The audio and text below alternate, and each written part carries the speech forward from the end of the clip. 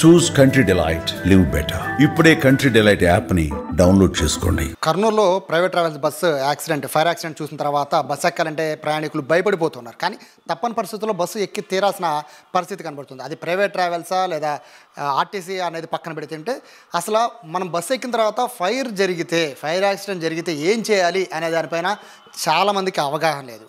So దీనిపైన ఒకవేళ fire accident అయితే ఏం చేయాలి, ఫైర్ యాక్సిడెంట్ అయ్యేటప్పుడు ఏం చేయాలి, అయిన తర్వాత ఏం చేయాలి, ఈ విషయాలు తెలియజేయడానికి ప్రస్తుతము అసిస్టెంట్ డిస్ట్రిక్ట్ ఫైర్ ఆఫీసర్ ఉన్నారు సూర్యప్రకాష్ గారు. సార్ నమస్తే. సార్ అందరికీ భయమే, నాకు భయమే. నిన్న ఇన్సిడెంట్ చూసాక బస్ ఎక్కాలంటే నాకు భయం వేస్తుంది. భయం అనేది పక్కన పెడుతుంటే ఫైర్ ఇన్సిడెంట్ చూసిన తర్వాత ఫైర్ బస్సులో వస్తేనే కంగారు పడిపోతాం సార్. సో మీలాంటి వాళ్ళు ఏం చేస్తారంటే అద్దాలు పగలు కొట్టండి, దూకేమని జనరల్గా చెప్తూ ఉంటారు. అంత టైం అలాంటి వాళ్ళకు ఉండదు, భయంతోనే సగం చచ్చిపోతూ ఉంటాం. సో ప్రాక్టికల్గా ఏం చేస్తే మనం సేవ్ అవ్వచ్చు? నిన్న మనం ఇన్సిడెంట్ చూసుకుంటే అండి, చాలా ట్రాజడీ. చాలామంది మా ప్రాణాలు అసలు బాసారు. బికాజ్ అవేర్నెస్ లేకపోవడం వల్ల జరిగింది. దీంట్లో డ్రైవర్స్ ఏం చేయాలనే దాని మీద సేఫ్టీ గైడ్లైన్స్ ముందు చెప్తాను. తర్వాత ప్రయాణికులు మనం ఏం చేసుకుంటే మన ప్రాణాలు సేఫ్గా అయ్యి మనం సేఫ్ జర్నీ ఎట్లా చేయగాలో, ఏ సేఫ్టీ తీసుకోవాలనేది మీకు ఇప్పుడు ఎక్స్ప్లెయిన్ చేస్తానండి. ముఖ్యంగా డ్రైవర్ వెహికల్ని తీసేటప్పుడు స్టార్ట్ చేసే ముందు వెహికల్ యొక్క బ్యాటరీ టెర్మినల్స్ లూజ్ కాంటాక్ట్ ఉంటాయి, షార్ట్ సర్క్యూట్ అయి ఫైర్ అవుతాయి. అట్లాగే లూజ్ కాంటాక్ట్ వైర్స్ ఉన్నా, వైరింగ్ సరిగ్గా లేకపోయినా ముందు వాటిని చెక్ చేసుకోవాలా. అట్లాగే బస్సులో ఉన్నటువంటి ఎలక్ట్రికల్ సాకెట్స్ ఉంటాయి. ఈరోజు రేపు ఛార్జింగ్ కోసం అట్లా మనం పెడుతున్నాము. సాకెట్స్ ఎట్లా ఉన్నాయి, ఆ లూజ్ కాంటాక్ట్స్ ఎట్లా ఉన్నాయి. తర్వాత ఒకే సాకెట్ పెట్టి ఏదైనా ప్లగ్ పెట్టేసి ఎక్కువ వీళ్ళు ల్యాప్టాప్, ఫోన్ ఇవన్నీ పెట్టడానికి ట్రై చేస్తారు పాసెంజర్స్. సో అది కూడా అవాయిడ్ చేయాలా. అలాంటివి ఉన్నాయో లేవో ముందు ఒకసారి బిఫోర్ స్టార్ట్ అనేది డ్రైవర్ పూర్తిగా చెక్ చేసుకోవాలా. వెహికల్ యొక్క ఫ్యూయల్ ట్యాంక్ ఎట్లా ఉంది, ఫ్యూయల్ ట్యాంక్ ఆయిల్ లీక్ ఏమైనా ఉందా, పైప్స్ ఎట్లా ఉన్నాయనేది కూడా చెక్ చేసుకోవాలి. దెన్ ఆఫ్టర్ అతను డ్రైవరు వెహికల్ని స్టార్ట్ చేయాలా.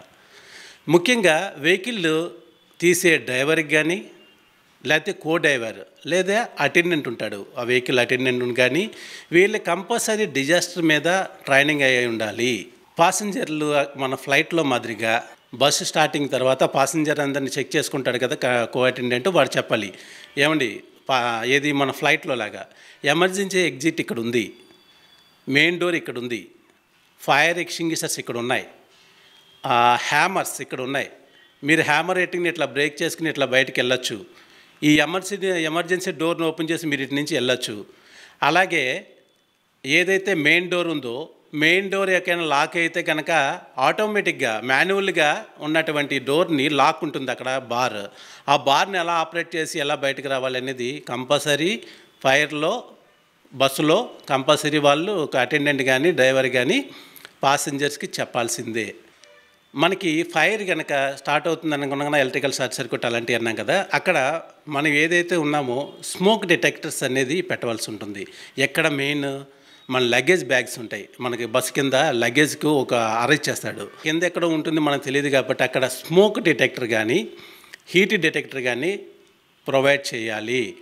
ఇన్ కేస్ ఆ లగేజ్ దగ్గర ఏమైనా స్పార్క్ ప్రొడ్యూస్ అయ్యి ఆ ఫైర్ అయ్యగానే ఆ స్మోక్ డిటెక్టర్ కానీ హీట్ డిటెక్టర్ కానీ తీసుకుని వెంటనే డ్రైవర్ దగ్గర ఉన్న డాష్ బోర్డ్లో పలానా చోట్ల ఫైర్ అవుతుందని చెప్పి ఇంటిమేషన్ రావాలి. వెంటనే వీడు డ్రైవర్ అట్లా ఉన్నప్పుడు ఏం చేయాలంటే వీడు వెంటనే వెహికల్ని ఆఫ్ చేయాలా, వెంటనే దగ్గరలో ఫైర్ ఎక్స్టింగ్విష్ చేయాలి. దానికన్నా ముందు ప్రతి వెహికల్లో పబ్లిక్ అడ్రసింగ్ సిస్టమ్, అంటే ఈరోజు రేపు టీవీలు వస్తున్నాయి, పాటలకు సాంగ్స్ అయిపోతున్నారు, జస్ట్ ఎంత కాస్ట్ కాదండి అది. Public addressing system, announcement system అనమాట, లైక్ ఫ్లైట్లో ఉన్నట్టే. అక్కడ ఎంత కాస్ట్ ఉండదు, ఆల్రెడీ ఇది పెట్టేశారు కాబట్టి ఒక మైక్ దీన్ని కనెక్ట్ చేస్తుంటే పాసెంజర్స్ మనకి చిన్న ఇష్యూ జరుగుతుంది కాబట్టి, మీరు చిన్న ఇన్సిడెంట్ జరిగింది కాబట్టి మీకు ఎమర్జెన్సీ డోర్ తీసుకుని బయటకు వచ్చేసేయండి అని చెప్పడానికి, వాళ్ళని అలర్ట్ చేయడానికి అది చాలా ఉపయోగపడుతుంది. మెయిన్ డోర్ను మాన్యువల్ డోర్ పెట్టుకోవాలి. ఎందుకంటే ఫైర్ అయినప్పుడు ఆటోమేటిక్గా ఎలక్ట్రానిక్ సిస్టమ్ కాబట్టి ఆ వైర్ సిస్టమ్ అది కాలినగానే ఆ ఎలక్ట్రానిక్ సిస్టమ్ ఎప్పుడైతే డ్యామేజ్ అయ్యిందో డోర్ లాక్ అయిపోతుంది. డోర్ లాక్ అయినప్పుడు మాన్యువల్ బార్ అనేది ఒకటి ఉంటుంది, అది కంపల్సరీ ప్రొవైడ్ చేయాలి. ఆ మాన్యువల్ బార్ను ఓపెన్ చేసి ఓపెన్ చేస్తే వెంటనే పుష్ చేసి వస్తే డోర్ ఓపెన్ అయిపోయేటట్టు ఉండాలన్నమాట. అట్లా వీళ్ళు కనుక ప్రొవైడ్ చేస్తే అది కూడా పాసింజర్కి చెప్పగలగాలి. అది చెప్పినప్పుడు పాసింజర్ ఏమైనా ప్రమాదం జరిగినప్పుడు వెంటనే ఎస్కేప్ అవుతారు. ఇక్కడ మధ్యలో అడ్డం వస్తున్నాను కాదు, కానీ ఇప్పుడున్న బస్సెస్లో సార్ వాళ్ళు డ్రైవరే సరిగా డ్రైవింగ్ చేయని పరిస్థితి, వాళ్ళు హెవీ వెహికల్ లారీలు తోడి వాళ్ళు తీసుకొచ్చి డ్రైవర్లు చేసేస్తున్నాడు, ప్రాపర్ ట్రైనింగే ఉండట్లేదు. మీరు కనీసం ఫైర్ దాకా వెళ్ళి వాళ్ళకి ట్రైనింగ్ అంటున్నారు, వాళ్ళకి ఇటువంటి ఆటోమేటిక్ బస్సెస్ డ్రైవింగే రాదు వాళ్ళకి పూర్తిగా. ఫస్ట్ ఇదొక పాయింట్ అయితే, రెండవది మీరు చెప్తున్నట్టుగా గ్లాసెస్ బ్రేక్ చేయాలి అంటున్నారు. ఒక్కసారి పొగ వచ్చినప్పుడు ప్యానిక్ అయిపోతారు సార్. అంటే మీరు చెప్పే యాంగిల్ ఓకే, బట్ ప్రయాణికుల యాంగిల్లో ప్యానిక్ అయిపోతారు. ప్యానిక్ అయిపోయినప్పుడు అంత ఆలోచన ఉంటుందా? ఇంకొకటి, ఇప్పుడు ఏరోప్లేన్స్ మీరు చెప్పిన ఫ్లైట్ చెప్పారు అనౌన్స్మెంట్ అని, ఫ్లైట్లో కూడా ఇప్పుడు మొన్న గుజరాత్ దగ్గర ఇన్సిడెంట్ తర్వాత నుంచి ఒక నెంబర్ సీటు ఉంది, అంటే ఎగ్జిట్ నెంబర్ దగ్గర హై డిమాండ్ ఉంది. అలాగే ఈ బస్సెస్లో కూడా అట్లాంటి సీట్స్ ఏమన్నా బుక్ చేసుకోవాలా అనేది కూడా ఆలోచన వచ్చింది జనాలకి. ఎమర్జెన్సీ ఎగ్జిట్ దగ్గర మనం బుక్ చేసుకోవాలి టికెట్ అని. సో ఇవన్నీ కూడా కన్ఫ్యూజన్ ఏర్పడిపోయింది సార్. సో ఫైర్ వస్తే ఇమ్మీడియట్గా ఏం చేయాలి అనే దానికి సొల్యూషన్ ఏం చెప్తారు? యా నేను అదే చెప్తున్నాను. ఫస్ట్ ఇప్పుడు వరకు ఏంటంటే డ్రైవర్స్ కానీ మేనేజ్మెంట్ కానీ తీసుకోవాల్సిన స్టెప్స్ అయితే చెప్తున్నాను. సో అవి తీసుకున్నప్పుడు కనుక వాళ్ళు సేఫ్గా బయటకు వస్తారు. పాసింజర్స్కి ఏంటనేది కూడా చెప్తాను. అప్పుడు నేను రేపు ఎక్కినా ఏమి చెక్ చేసుకోవాలనేది కూడా చెప్తాను. సేమ్ మన పబ్లిక్ ఎక్కినప్పుడు మనం ఏం చేయాలంటే చెప్తున్నాను. ముందు మన పబ్లిక్ ఎక్కగానే ఏదైతే ఇందాక మనకు వాళ్ళ డ్రైవర్ కానీ కోఆర్డినేటర్ కానీ ట్రైనింగ్ అయ్యి ఉండాలని చెప్పి అనుకున్నాం కదా, ఎంతసేపు 1 or 2 days ట్రైనింగ్ అయితే వాళ్ళు దాని మీద ఎమర్జెన్సీ ట్రైనింగ్ అవుతారు.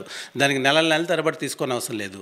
అలాగే రూప్ టాప్ ఓపెన్ కూడా ఉండాలి.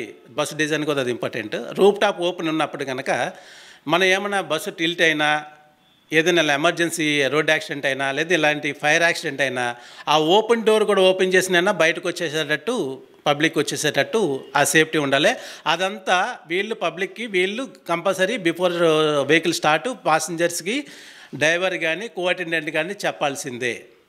ఇక్కడ సార్ డౌట్ ఏంటంటే, నిన్న జరిగిన ఇన్సిడెంట్ చూసిన తర్వాత అక్కడ ప్యానిక్ అయిపోయారు ప్రజలు. కొంతమంది తెలివిగా వ్యవహరించి బ్రేక్ చేసి దూకేశారు, ఓకే. ఇక్కడ కేవలం 2 నిమిషాల్లోనే మొత్తం తగలబడిపోయింది అన్నారు. సో ఒక సీనియర్ ఆఫీసర్గా చెప్పండి, ఒకసారి ఫైర్ అయిన తర్వాత స్మోక్ ఎంతసేపు ఉంటుంది, ఇమీడియట్గా ఫైర్ ఎంతసేపట్లో అవుతుంది? ఫైర్ అయ్యి చనిపోవడం కన్నా స్మోక్ ఎఫెక్ట్ వల్ల వాళ్ళు అన్కాన్షియస్ అయ్యి ఇది అవుతారండి. దానికి మనం ముఖ్యంగా ఏం చేయాలంటే, ఫైర్ అవుతుంది అనుకుందాం ఉదాహరణకి, వెంటనే మనం ఎంత సేఫ్టీ స్టెప్స్, అక్కడున్న ఫైర్ ఎక్స్టింగ్విషర్ ఓపెన్ చేయడం, దాన్ని ఎంత ఫైర్ కంట్రోల్ చేయడం వీలైతే. లేదు అనుకుంటే కనుక దగ్గరున్న హ్యామర్ తీసుకుని వెంటనే గ్లాస్ని బ్రేక్ చేసి, గ్లాస్ నుంచి బ్రేక్ చేయగానే ఆ లోపల నుంచి బయటకు విండోల నుంచి దూకేయడం.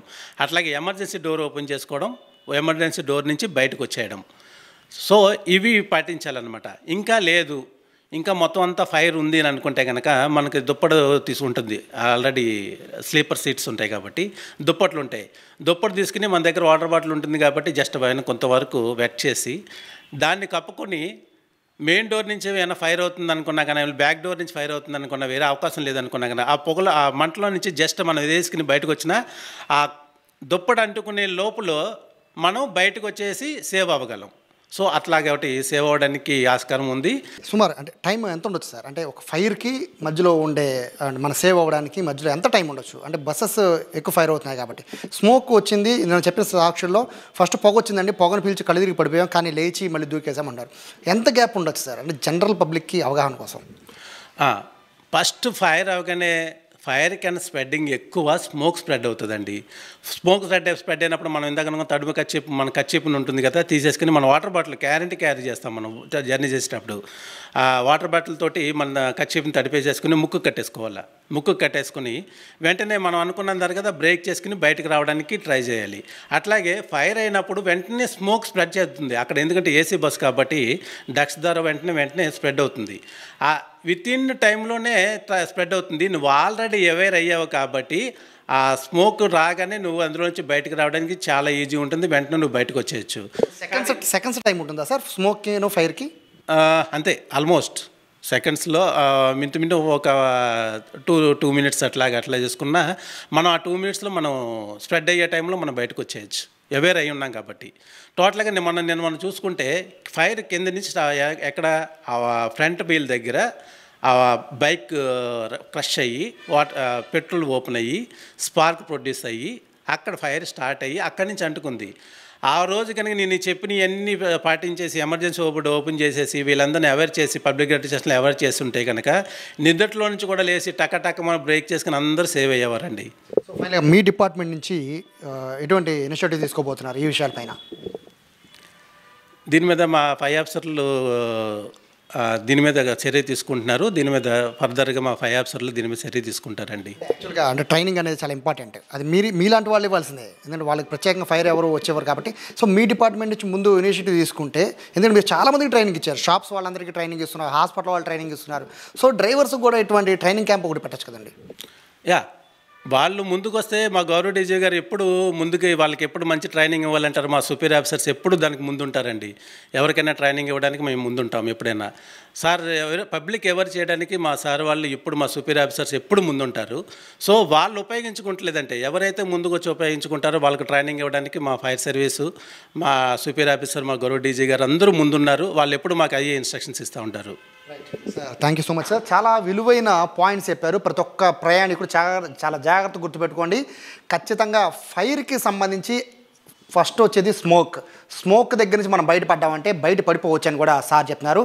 దీంతోపాటు ముఖ్యంగా బస్సుకు సంబంధించిన యాజమాన్యులందరూ కూడా క్లియర్గా సార్ చెప్పినట్టు కనుక పాటించగలిగితే, అడిషనల్గా హంగులు పెట్టే బదులు జస్ట్ ఒక అనౌన్స్మెంట్ లాంటిది, ఎయిర్ హోస్టెస్ చేసే అనౌన్స్మెంట్ లాంటిది డ్రైవర్లతోనో అసిస్టెంట్ డ్రైవర్లతోనో చెప్పగలిగితే చాలా ఉపయోగం ఉంటుంది. అలాగే ప్రతి విండో దగ్గర ఖచ్చితంగా ఏదైతే మనకి బ్రేకర్ ఉంటుందో, గ్లాస్ బ్రేకర్ అట్లాంటిది కనుక ఒక హ్యామర్ కనుక పెట్టితే ఖచ్చితంగా ఉపయోగం ఉంటుందని చెప్తున్నారు. ఇటువంటి ఘటనలు మళ్ళీ జరగకుండా ఉండాలంటే ఇటువంటి సలహాలు కనుక డ్రైవర్లు కానీ లేదా ముఖ్యంగా ఈ ట్రావెల్ సంబంధించిన యాజమాన్యులు తీసుకుంటే మాత్రం అమాయకుల ప్రాణాలు కోల్పోని పరిస్థితి ఉంటుంది. కాబట్టి అత్యంత హంగులికి పోయి ప్రయాణికుల దగ్గర డబ్బులు దోచుకునే పరిస్థితి నుంచి ప్రయాణికులకి ఎలా భద్రత కల్పించాలి అనే ఆలోచన చేస్తే మాత్రం ఖచ్చితంగా ప్రయాణికుల ప్రాణాలు పోయే అవకాశం అయితే ఉండదు. కెమెరా పర్సన్ కృష్ణతో సాయి, సుమన్ టీవీ, విజయవాడ నుంచి.